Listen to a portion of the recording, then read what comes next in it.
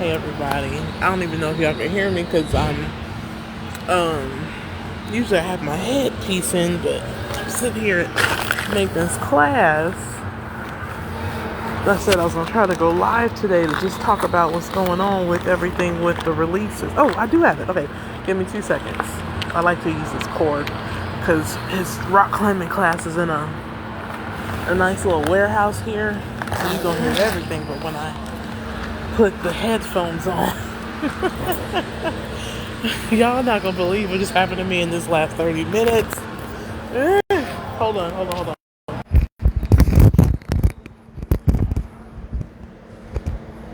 Okay, I am back. All right, so me and Nathan have our little things that we do for rock climbing class. I get him certain little treats. We do like a McDonald's lunch date afterwards and all this kind of stuff. So I'm checking my bank account, and it's like, your bank account is temporarily unavailable. And I'm panicking because I'm like, we out in this rural town that I live in. What happened to my bank? I can't even see my account number. I see my savings, but I don't see my account number. And I'm flipping out, like I'm panicking. So I get in here, I find a quiet corner, I'm on the phone, waiting for customer service, and I'm like, they're taking forever to pick up these phones. What is going on? And so while I'm waiting on hold, I click back over to Facebook, and somebody was like, I ain't never had a B of A account. Woom. This is a mess. And I'm like, something's going on. So then I find the article, and it said all the customers are waking up to seeing their bank account is just wiped out, or the dollar amount, because some kind of system glitch. So I'm just like, oh, thank you, Jesus. Like when I tell you the level of panic I had, I was like, what happened? This is the worst time for anything extra to happen to me right now.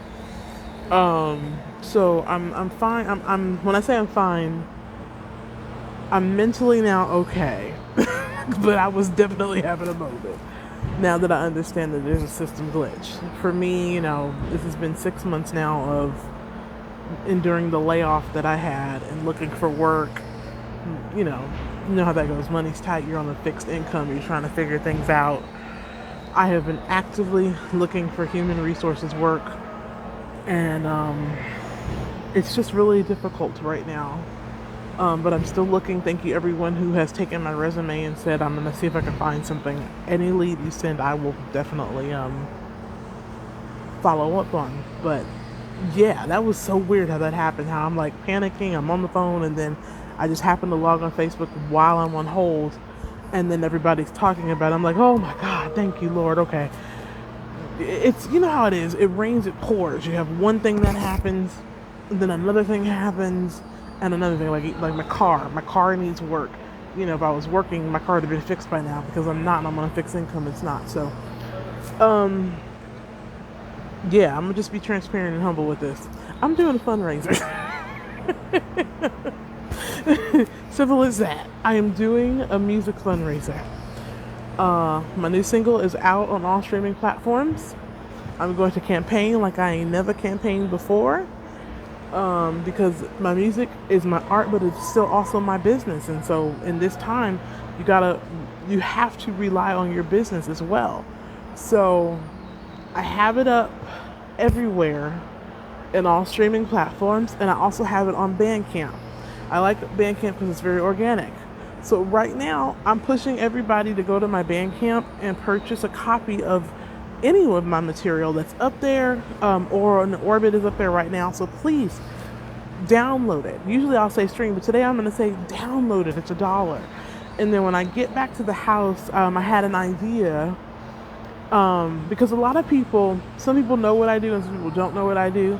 I want to do not so much a reintroduction, but like a small compilation of some of the things that I do. So I've decided to make an Aura and Orbit compilation that I'll put up on Bandcamp tonight for $5. This will be a part of my fundraising campaign with that as well. On that, you'll get about 7 or 8 songs, and I'm going to sell it for $5. The way Bandcamp works is you can pay the fee, or you can pay what you want.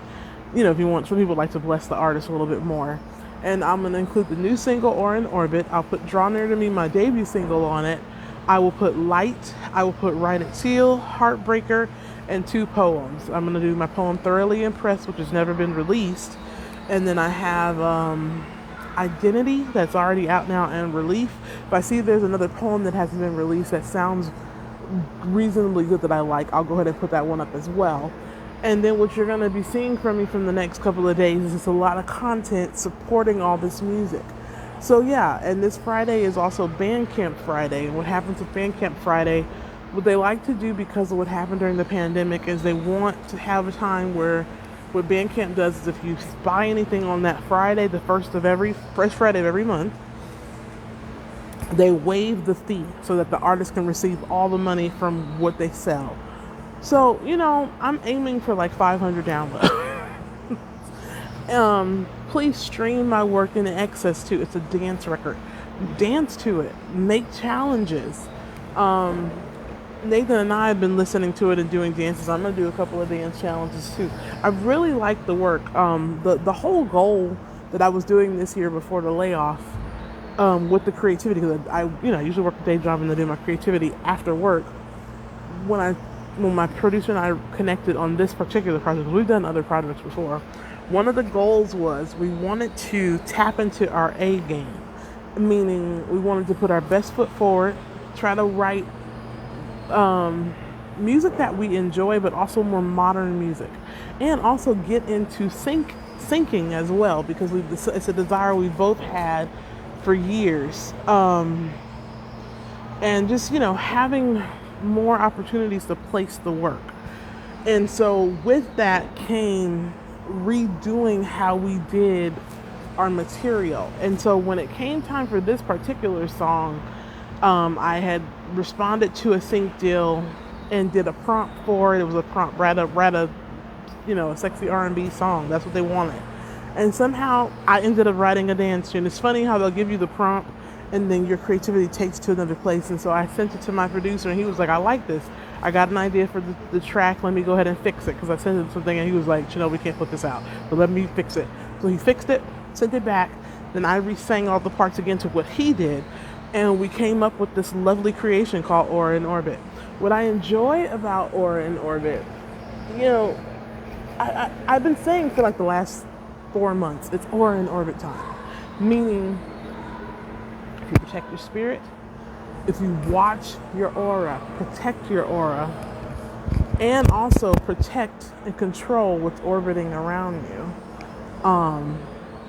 you can really live from a place of flow and live from a place of receiving versus always having to chase or force. Now, yes, the story deals with, in the song, it deals with the beauty of the chase.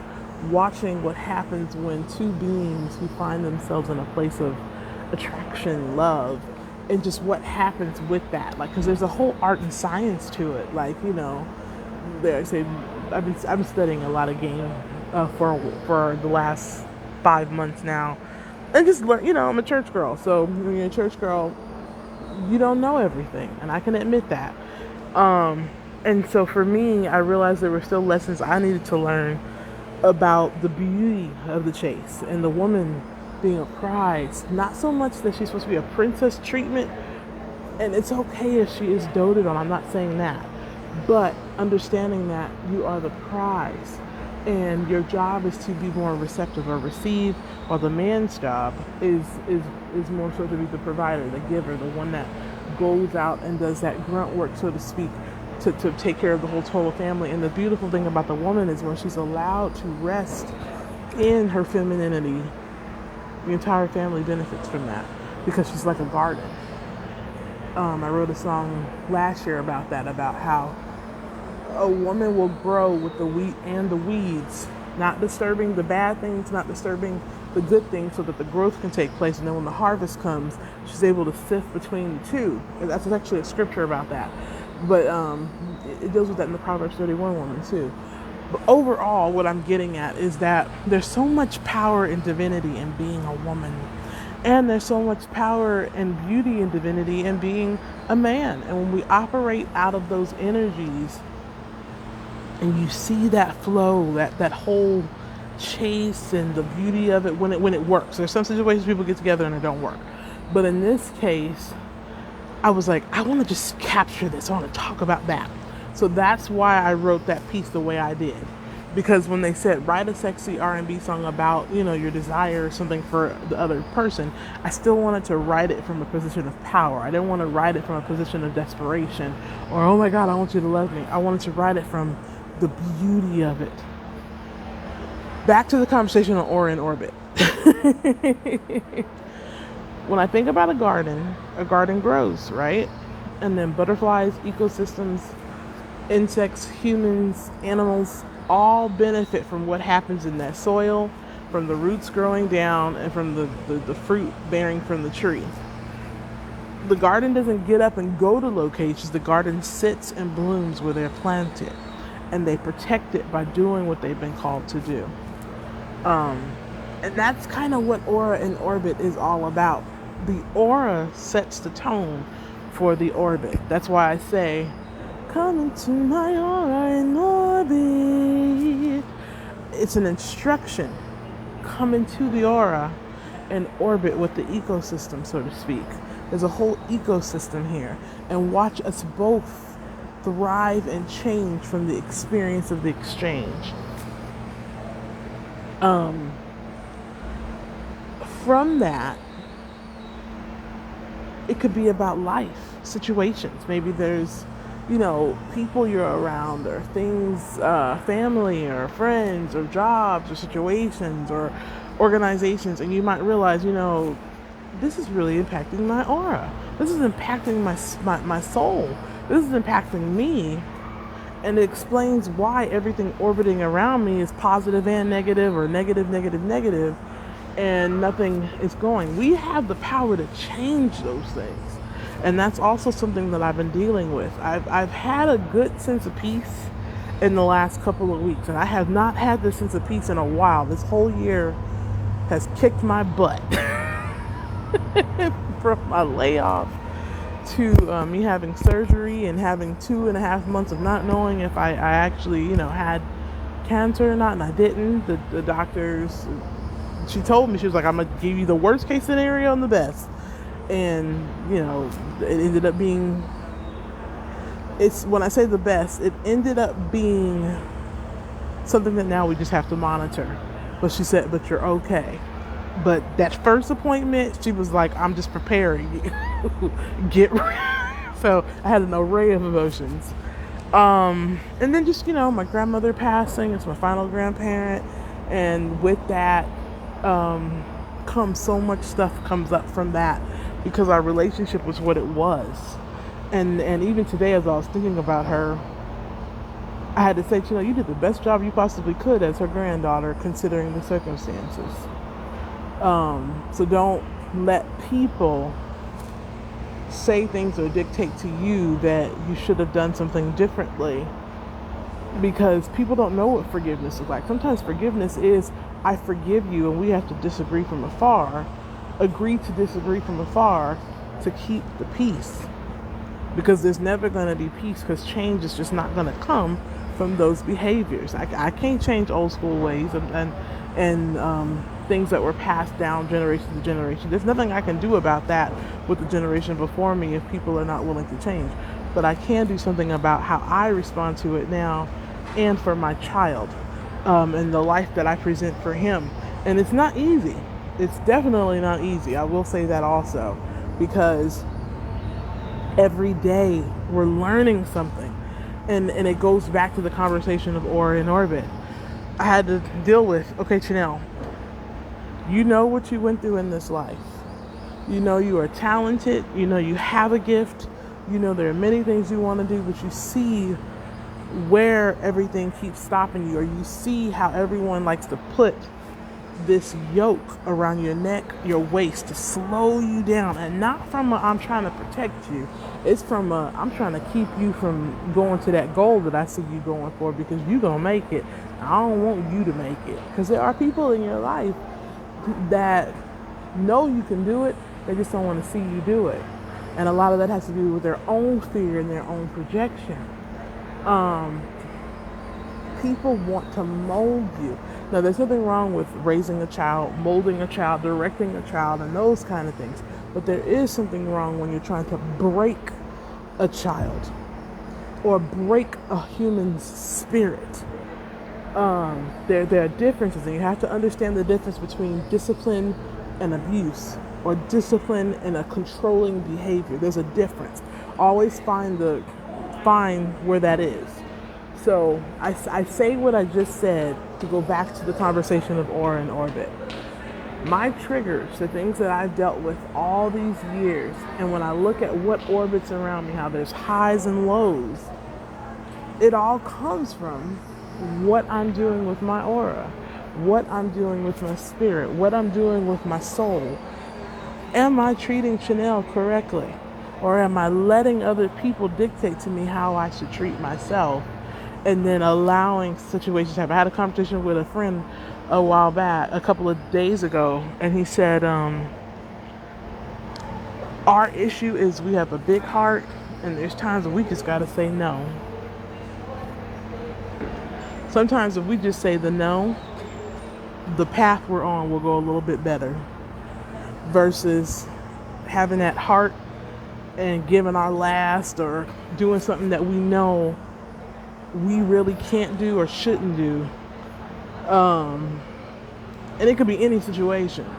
And then it messes up our orbit. It knocks us off our axis. I feel like this whole year I've been trying to put myself back on my correct axis.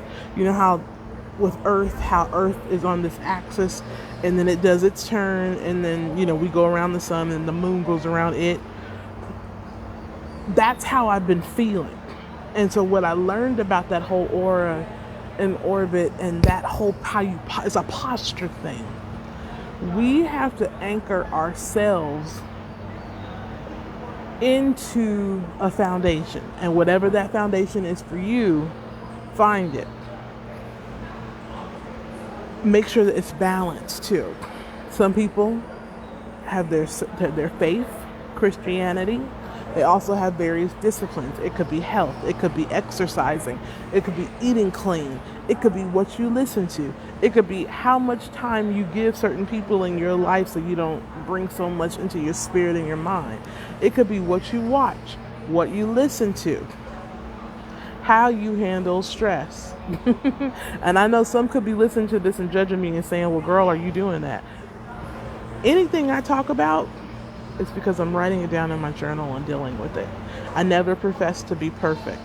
And I think some people think that I think I'm perfect, and I'm not. I know I'm not. And I never profess to have it all together. It's just that the work I do with my music and my art requires me to get on public, to be public, and to get online and to make videos. So people confuse that part of it and think, well, you're trying to seek validation with it. No, I'm trying to promote my work and my music. I never profess to be a perfect person. I'm human. That's why I believe in being a humanist. But all that I brought up is a part of the aura. It's a part of protecting and maintaining your spirit. So I've got a couple of merch that I created. I've been thinking about it for the last couple of days, and I've been wanting to do it. And I was like, I got all this writing from my music that can turn into beautiful merch, because it's a way of life. So I remember Jill Scott, she put out a book of poems based on stuff she already wrote. So in the coming days, you'll see me keep posting links for that. And once again, all of this is my fundraising. I got to get supplies for my wigs, because I'm just going to start pushing those while I look for work. Trust me, I'm actively looking for work too. I'm not going back to work and just doing my art. My goal in life is to do both. I want to retire in sync. That's my main goal, is to work as long as I can and then retire in sync. Because I've already accepted you're going to have to work for the rest of your life in this type of society. Inflation is just going to keep going up. But my goal is I want to retire as a sync writer. But for now, at 43, I'm going to keep pushing the art. I'm so glad we made the investments in these projects, because all this stuff was recorded months ago. And so now we're just finally getting it released. So I'm just doing that part. So check out my page. I'm going to put the links up for the Aura in Orbit merch. The merch is basically going to be two things, actually. There'll be t-shirts, there'll be tote bags, but I also have health coloring books.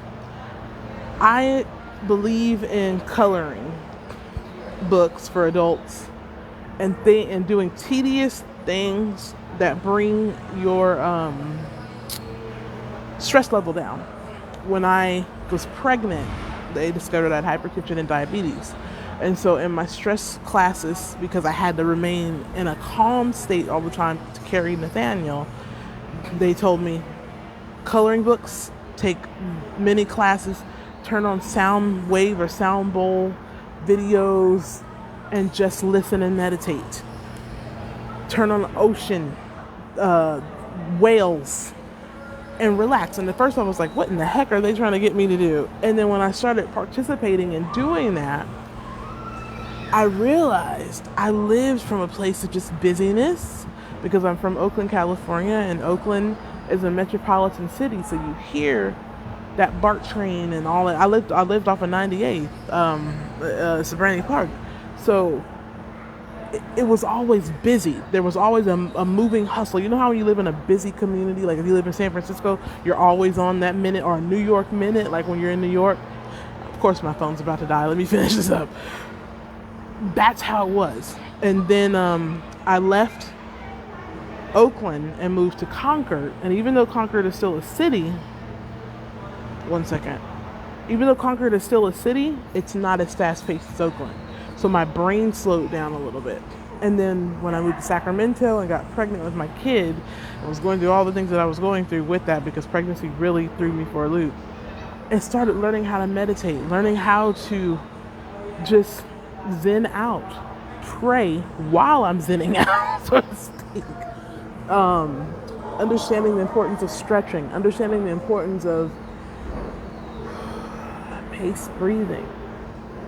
It's a lifestyle, and these are tools to help us get through the stressful things. And the coloring, there's been situations I've been through where I didn't know how it was going to work out. And my spirit would say, sit down and color. And as I did it, the situation worked itself out every time. So I've been making these coloring books with really positive affirmations and statements. So I'm going to release those. I've been afraid to release them, but I've been drawing them. They're ready. So I'll get those out too. And it's all going to be a part of this Aura in Orbit compilation project, because my spirit keeps saying, Chanel, yes, the projects that you're working on, Black Heart on the Table, is one theme. But a part of the theme is the healing. The first project deals with a lament, a cry. The second part deals with the fight. And the third part deals with the reckoning.